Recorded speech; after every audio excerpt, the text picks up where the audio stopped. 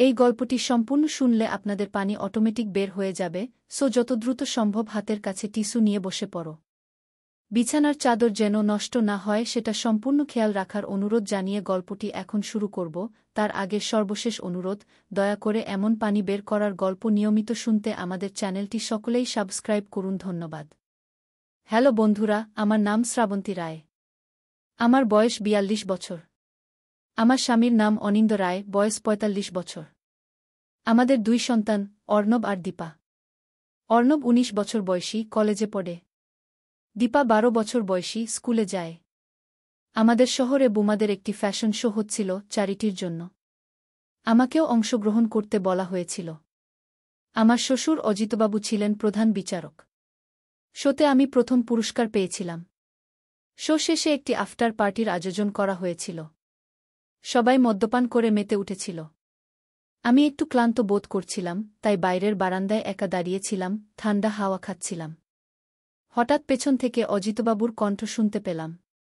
তুমি আজ সবার চেয়ে সুন্দর লাগছিলে গু। আমি ঘুরে দাঁড়াতেই দেখি তিনি আমার দিকে তাকিয়ে হাসছেন। ধন্যবাদ শ্বশুরবাবু, আমি হাসি দিয়ে উত্তর দিলাম।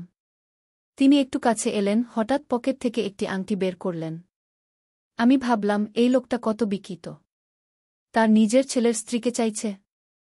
আমি ভয়ে আর ঘৃণায় কাঁপতে লাগলাম। কিন্তু আমাকে শক্তি দেখাতে হবে, নইলে এই লোকটার কাছে আমি হেরে যাব। আপনি ভুল করছেন, আমি দৃঢ় কণ্ঠে বললাম। আমি কখনোই আপনার প্রস্তাব গ্রহণ করব না। আমি অনিন্দকে ভালোবাসি, আমার বাচ্চাদের ভবিষ্যৎ নিয়ে ভাবি। আপনি আমাকে যতই ভয় দেখান না কেন, আমি আমার সিদ্ধান্ত বদলাব না। তিনি একটু চুপ থেকে বললেন, ঠিক আছে, তাহলে দুবাইতে পৌঁছে দেখা যাক। তারপর তিনি একটা ঘুমের বড়ি খেয়ে ঘুমিয়ে পড়লেন। আমি ভাবতে লাগলাম কিভাবে এই বিপদ থেকে বাঁচব। বিমান যখন দুবাই এয়ারপোর্টে ল্যান্ড করল, আমি ঠিক করলাম যে কোনোভাবেই অজিতবাবুর সাথে হোটেলে যাব না। মাথায় একটা প্ল্যান এলো। বিমান থেকে নামার সময় আমি জানালার ধারে বসা যাত্রীদের একজনকে ধাক্কা দিলাম। ওহ সরি, আমি বললাম। সেই যাত্রী বিরক্ত হয়ে গেল, আমরা বের হতে দেরি হল। এই ফাঁকে আমি ইমিগ্রেশন লাইনে গিয়ে অজিতবাবু থেকে দূরে দাঁড়ালাম। আমার কাছে যেহেতু নিজের পাসপোর্ট ছিল না, আমি ইমিগ্রেশন অফিসারকে বললাম, আমার পাসপোর্ট আমার শ্বশুরের কাছে আছে, আমি খুঁজে পাচ্ছি না।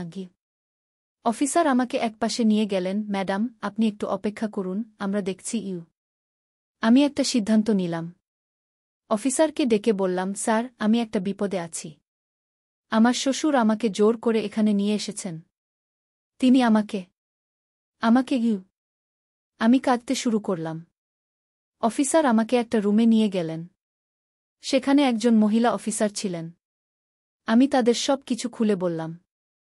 প্রথমে তারা বিশ্বাস করেননি, কিন্তু আমি তাদের দেখালাম আমার ফোনে অজিতবাবুর ভয়েস রেকর্ডিং, বিমানে যেটা আমি লুকিয়ে রেকর্ড করেছিলাম।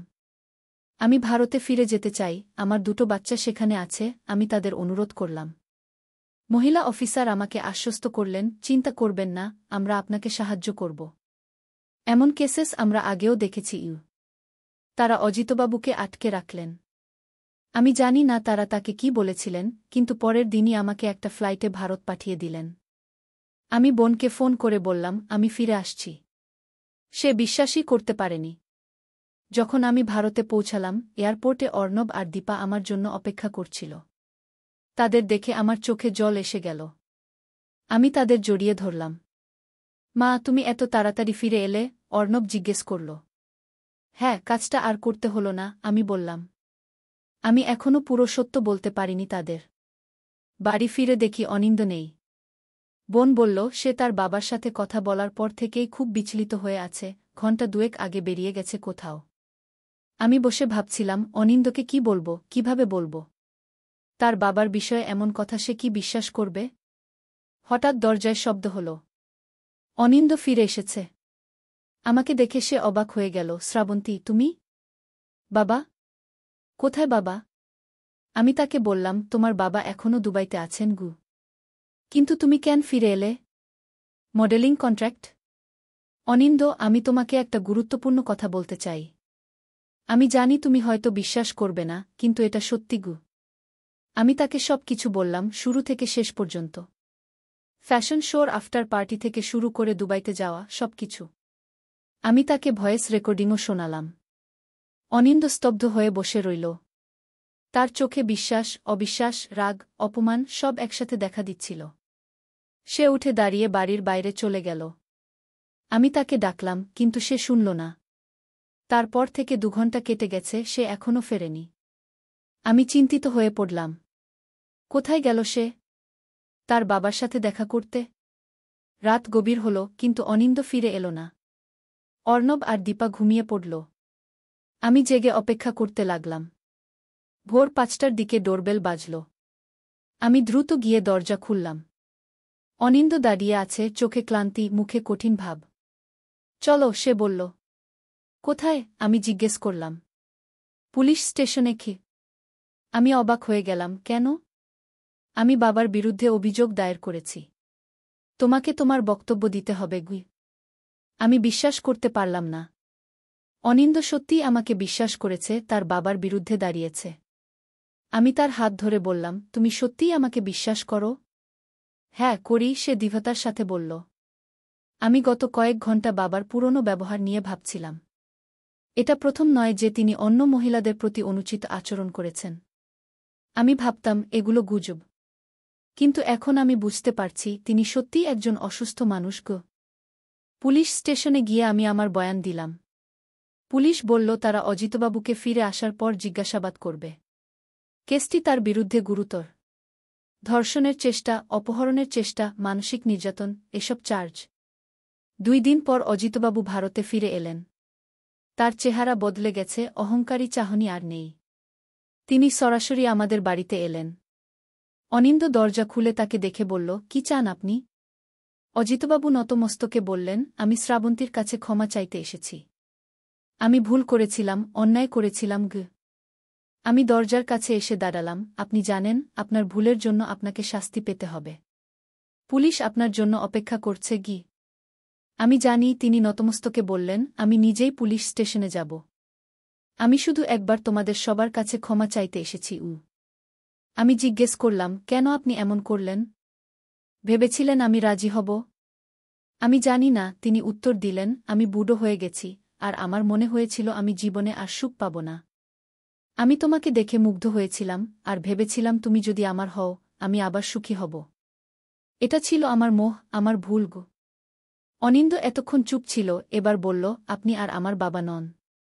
আমি আপনার সাথে সব সম্পর্ক ছিন্ন করছি। আপনি যান, আর কখনো আমাদের জীবনে ফিরে আসবেন না গি। অজিতবাবু নিঃশব্দে চলে গেলেন। তারপর আমরা জানতে পারলাম তিনি নিজেই পুলিশ স্টেশনে গিয়ে নিজের বিরুদ্ধে সব অভিযোগ স্বীকার করে নিয়েছেন। আদালত তাকে 3 বছরের কারাদণ্ড দিয়েছে। এই ঘটনার পর আমাদের জীবন আর আগের মতো রইল না। অনিন্দ আর আমি আরও কাছাকাছি এলাম। তার আগে আমাদের মাঝে যে দূরত্ব ছিল তা কমে গেল। সে বুঝতে পারল পরিবারের চেয়ে বড় কিছু নেই। আমরা অজিতবাবুর বাড়ি থেকে চলে এলাম, নতুন জায়গায়, নতুন বাড়িতে উঠলাম। অনিন্দ নতুন ব্যবসা শুরু করল, যেটা ধীরে ধীরে জমে উঠল। অর্ণব আর দীপাকে আমরা সব কিছু বুঝিয়ে বললাম। তারা প্রথমে কষ্ট পেয়েছিল, কিন্তু পরে বুঝতে পেরেছিল কেন এটা প্রয়োজন ছিল। এই ঘটনা আমাকে শিখিয়েছে, জীবনে কখনো কোনো বিপদ এলেও সত্যের পথে থাকলে শেষ পর্যন্ত জয় হয়। আমি যদি সত্য লুকিয়ে রাখতাম, হয়তো আমার জীবন ধ্বংস হয়ে যেত। কিন্তু আমি সাহস করে সত্য বলেছিলাম, তাই আজ আমি সুখী। আজ 5 বছর পর আমরা সবাই ভালো আছি। অর্ণব কলেজ শেষ করেছে, চাকরি করছে। দীপাও বড় হয়েছে, এবার কলেজে ভর্তি হবে। অনিন্দ আর আমি আমাদের নতুন জীবন নিয়ে সন্তুষ্ট। আমার মনে হয় কখনো কখনো জীবনে এমন পরীক্ষা আসে, যেখানে আমাদের মূল্যবোধ, আমাদের সাহস, আমাদের প্রেম পরীক্ষিত হয়। সেই পরীক্ষায় যারা সফল হয় তাদের জীবন আরও সুন্দর হয়ে ওঠে। আমার জীবনে সেই বিপদ এসেছিল, আর আমি তাকে সাহসের সাথে মোকাবেলা করেছিলাম। আজ আমি গর্বিত যে আমি সত্যের পথে ছিলাম, আর সেই সত্যই আমাকে রক্ষা করেছে। হয়তো শো জেতার পুরস্কার দিচ্ছেন। কিন্তু তিনি যা বললেন তাতে আমি অবাক হয়ে গেলাম। এটা আমার স্ত্রীর আংটি। অজিতবাবু বললেন, আমি চাই তুমি এটি পরো, কিন্তু বৌমা হিসেবে নয়, আমার দ্বিতীয় স্ত্রী হিসেবে। আমাকে বিয়ে করবে? আমি তখন বিশ্বাস করতে পারলাম না যে আমার শ্বশুর সত্যিই আমাকে এমন প্রস্তাব দিচ্ছেন। আমার শাশুড়ি মারা গেছেন মাত্র 6 মাস হল, আর এখন তিনি তার পুত্রবধূকেই বিয়ে করতে চাইছেন। আমি কি স্বপ্ন দেখছি? শ্বশুরবাবু, আপনি কি বলছেন? আমি তো অনিন্দর স্ত্রী, আপনার পুত্রবধূ, আমি কাঁপতে কাঁপতে বললাম। তিনি আমার হাতে সেই আংটি ধরিয়ে দিয়ে আমার কানে কানে বললেন, অনিন্দ তোমাকে খুশি করতে পারে না, আমি জানি। তুমি আমার সাথে থাকলে অনেক সুখী হবে। অনিন্দকে আমরা বলে দেব যে আমাদের এক পারিবারিক ব্যবসা আছে দুবাইতে, সেখানে তোমার থাকা দরকার। আমি স্তব্ধ হয়ে গেলাম। পুরো ব্যাপারটা আমার কাছে অবিশ্বাস্য মনে হচ্ছিল। আমার মনে প্রশ্ন জাগল, এর আগে কি তিনি আমার দিকে দৃষ্টি দিয়েছিলেন? কখনো কি আমি বুঝতে পারিনি? আমি কি এতটাই অন্ধ ছিলাম? আমি কোনোরকমে ওখান থেকে পালাতে চাইলাম। আমি তাকে বললাম, শ্বশুরবাবু, আমি ভাবছি আমার অর্ণব আর দীপার জন্য। ওরা বাড়িতে একা আছে, আমার দেরি হয়ে যাচ্ছে গিয়ে। আর তোমার স্বামী? তার জন্য ভাবছ না? তিনি ঠোঁটের কোণে একটু হাসি নিয়ে জিজ্ঞেস করলেন। অবশ্যই, আমি দ্রুত উত্তর দিলাম। অনিন্দ আমার অপেক্ষায় আছে গিয়ে। তিনি একটা দীর্ঘশ্বাস ফেলে বললেন, ঠিক আছে, আজকের মতো তোমাকে যেতে দিচ্ছি। কিন্তু আমার প্রস্তাব সম্পর্কে ভেবে দেখো। এই আংটিটা তোমার কাছেই রাখো গো। আমি আংটিটা নিতে অস্বীকার করলাম, কিন্তু তিনি জোর করে আমার হাতে তুলে দিলেন। আমি যত তাড়াতাড়ি সম্ভব সেখান থেকে চলে এলাম। আমার হৃদয় ধড়ফড় করছিল, পেট থেকে যেন একটা ঠান্ডা স্রোত বয়ে যাচ্ছিল। বাড়ি ফিরে আমি নিজের রুমে তালা দিয়ে বসে রইলাম।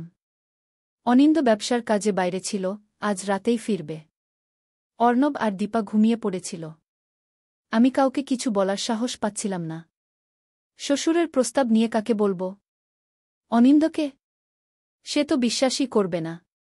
আমার অবস্থা এমন ছিল যে আমি নিজেও বিশ্বাস করতে পারছিলাম না। সারারাত আমি ঘুমাতে পারলাম না। ভাবতে লাগলাম, এটা কি সত্যিই ঘটেছে নাকি আমি কোনো দুঃস্বপ্ন দেখছি? সকালে উঠে দেখলাম টেবিলের উপর সেই আংটিটা রয়েছে। তাহলে এটা সত্যি ঘটেছে। পরের দিন সকালে অনিন্দ ফিরে এলো। আমি ঠিক করলাম তাকে সব কিছু বলবো। কিন্তু তার সাথে কথা বলার আগেই শ্বশুর ফোন করলেন। আমি দেখলাম অনিন্দর মুখ গম্ভীর হয়ে গেল। ফোন রেখে সে আমার দিকে তাকিয়ে বলল, শ্রাবন্তী, তোমাকে 2 সপ্তাহের জন্য দুবাই যেতে হবে। বাবার একটা বিজনেস ডিল আছে, তোমার সাহায্য চাই। আমি স্তব্ধ হয়ে গেলাম। ঠিক যেমন শ্বশুর বলেছিলেন সেভাবেই ঘটনা ঘটছে। অনিন্দ কিছুই জানে না যে তার বাবা কি পরিকল্পনা করেছেন আমাকে নিয়ে। আমি যাব না, আমি দৃঢ়ভাবে বললাম। কেন? কি হয়েছে? অনিন্দ অবাক হয়ে জিজ্ঞেস করল। আমি ঠিক করলাম সব কিছু বলে দেব।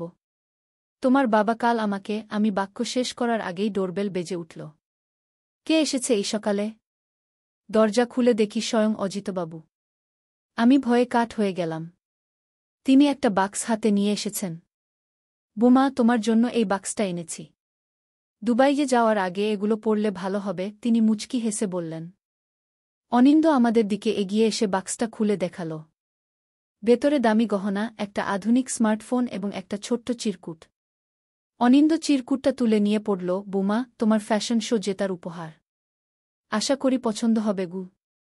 আমি চিরকুটটা দেখে বুঝলাম শ্বশুর নিজেই লিখেছেন এটা, যাতে অনিন্দ সন্দেহ না করে।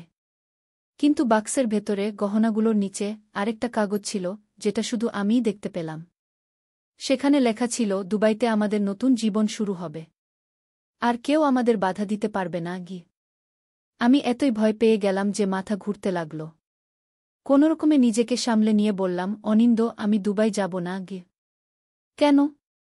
বাবা তোমার জন্য এত কিছু করছেন আর তুমি গি। অনিন্দ বাক্য শেষ করার আগেই আমি বললাম, আমাকে একটু সময় দাও। আমার শরীরটা ভালো লাগছে না গি। সেদিন সারাদিন আমি ভাবলাম কি করা যায়। যদি অনিন্দকে সত্যি কথা বলি, সে কি বিশ্বাস করবে? নাকি সে ভাববে আমি মিথ্যা বলছি, তার বাবার নামে কলঙ্ক দিচ্ছি? আমি নিজেকে চিনি, আমি এমন কখনো করিনি যে অজিতবাবু আমার প্রতি আকৃষ্ট হবেন। তাহলে কেন তিনি এমন অদ্ভুত প্রস্তাব দিলেন? রাতে আমি একটা সিদ্ধান্ত নিলাম। যদি আমি দুবাই যাই, হয়তো অজিতবাবু সেখানে আমাকে জোর করে কিছু করাবেন। আর যদি না যাই, অনিন্দ রাগ করবে, হয়তো সম্পর্কে ফাটল ধরবে।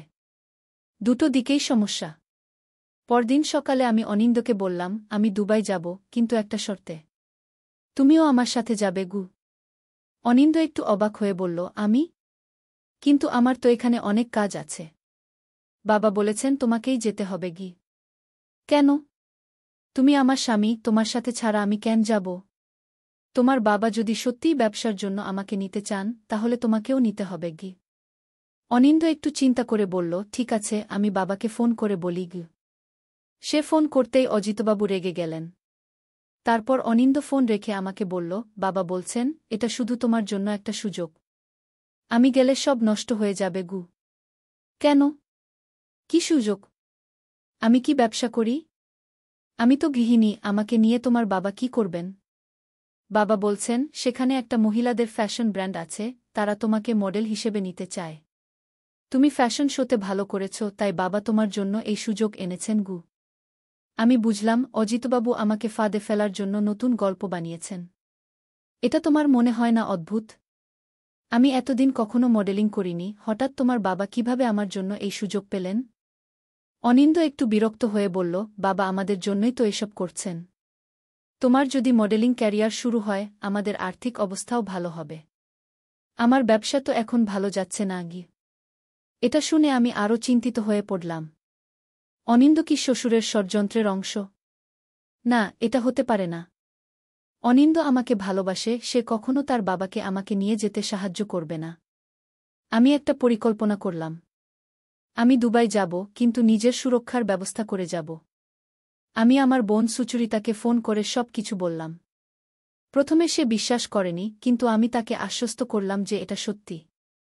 আমি তাকে বললাম আমি প্রতিদিন তাকে ফোন করব, যদি একদিনও ফোন না পায় তাহলে সে যেন পুলিশে খবর দেয়া। আমি আমার বাক্সে একটা ছোট্ট স্প্রে ক্যামেরা লুকিয়ে রাখলাম, যাতে কোনো বিপদে তা ব্যবহার করতে পারি। আমি আমার নিজের পাসপোর্ট, টাকা পয়সা এবং কিছু জরুরি কাগজপত্র নিয়ে নিলাম। যাওয়ার দিন অজিতবাবু নিজেই আমাদের বাড়িতে এলেন। তিনি বললেন, বৌমা, আমি তোমার সাথে যাচ্ছি। দুবাইতে আমার কিছু পুরনো বন্ধু আছেন, তাদের সাথে তোমার পরিচয় করিয়ে দেব গো। আমি বুঝলাম অজিতবাবু নিজেও আমার সাথে যাচ্ছেন। এখন আমি কি করব? আমি অনিন্দকে একবার শেষ চেষ্টা হিসেবে বললাম, তুমিও চলো আমাদের সাথে গু। অনিন্দ মাথা নেড়ে বলল, আমি পারব না। আমার ব্যবসা দেখতে হবে। তোমরা যাও, বাবা তোমাকে দেখাশোনা করবেন গু। আমি মনে মনে ভাবলাম, এই লোকটাকে আমি বিয়ে করেছি, যে আমাকে এভাবে তার বাবার সাথে পাঠাতে রাজি হচ্ছে। বিমানবন্দরে যাবার আগে আমি বাচ্চাদের সাথে দেখা করে নিলাম। অর্ণবকে বললাম, তোমার দাদুর সাথে আমি দুবাই যাচ্ছি।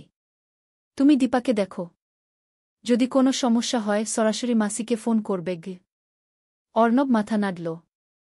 তার চোখে আমি কিছু সন্দেহ দেখতে পেলাম, যেন সে বুঝতে পারছে কিছু একটা ঠিক নেই।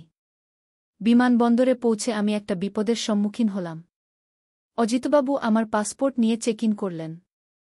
আমি তাকে প্রতিবাদ করতে গেলাম, কিন্তু তিনি বললেন, আমি তোমার শ্বশুর, আমি তোমার যত্ন নিচ্ছি গু। তিনি আমার জন্য বিজনেস ক্লাসে টিকেট করেছিলেন। আমি ভাবলাম, এতসব করার পরেও তিনি আমাকে বিলাসিতা দিচ্ছেন কেন? তিনি কি সত্যিই আমাকে পাবার জন্য এতটা মরিয়া? বিমানে ওঠার সময় আমি একটা ভুল করে বসলাম। আমার সিট ছিল অজিতবাবুর পাশেই, কিন্তু আমি অন্য একটা সিটে বসে পড়লাম, যেখানে একজন মহিলা বসেছিলেন। তিনি আমাকে বললেন, এটা আমার সিট গি। অজিতবাবু ছুটে এসে বললেন, বুমা, তোমার সিট এদিকে গু। আমার কোনো উপায় ছিল না, আমাকে তার পাশে বসতে হল। বিমান ছাড়ার পর অজিতবাবু আমাকে বললেন, শ্রাবন্তী, আমি জানি তুমি সন্দেহ করছ, কিন্তু আমি সত্যিই তোমাকে ভালোবাসি। অনিন্দ কখনো তোমাকে যথাযথ মর্যাদা দেয়নি। আমি তোমাকে রানীর মতো রাখব। আমি স্পষ্টভাবে বললাম, আমি আপনার সাথে কখনো থাকতে চাই না। আমি অনিন্দকে ভালোবাসি, সে আমার স্বামী। আপনি আমার শ্বশুর, আপনার উচিত নয় আমার প্রতি এমন আচরণ করা গিয়ে। তিনি হাসতে লাগলেন, তুমি এখনও বুঝতে পারছ না আমি কতটা শক্তিশালী। অনিন্দ আমার ছেলে, সে আমাকেই মানে। আমি যদি বলি তোমাদের বিয়ে ভেঙে দিতে, সে তাই করবে গু। আমার মনে আবার ভয় এলো। অজিতবাবুর হাতে কি সত্যি এতটা ক্ষমতা আছে? তিনি কি সত্যি সবকিছু ধ্বংস করে দিতে পারেন? আমার ছেলেমেয়েরা, আমার সংসার? আমি তাকে জিজ্ঞেস করলাম, আপনি আমার মধ্যে এমন কি দেখলেন যে আমাকে এভাবে চাইছেন? তিনি আমার হাত ধরে বললেন, আমি তোমাকে প্রথম দিন দেখেই মুগ্ধ হয়েছিলাম, যখন তুমি অনিন্দর সাথে বিয়ের জন্য আমাদের বাড়িতে এসেছিলে। তোমার সৌন্দর্য, তোমার ব্যক্তিত্ব সবকিছু আমাকে আকর্ষণ করেছিল। কিন্তু তখন আমার স্ত্রী বেঁচে ছিল, আমি কিছু করতে পারিনি। এখন সে নেই, আমি আর অপেক্ষা করতে পারি না গিয়ে। আমি ভাবলাম,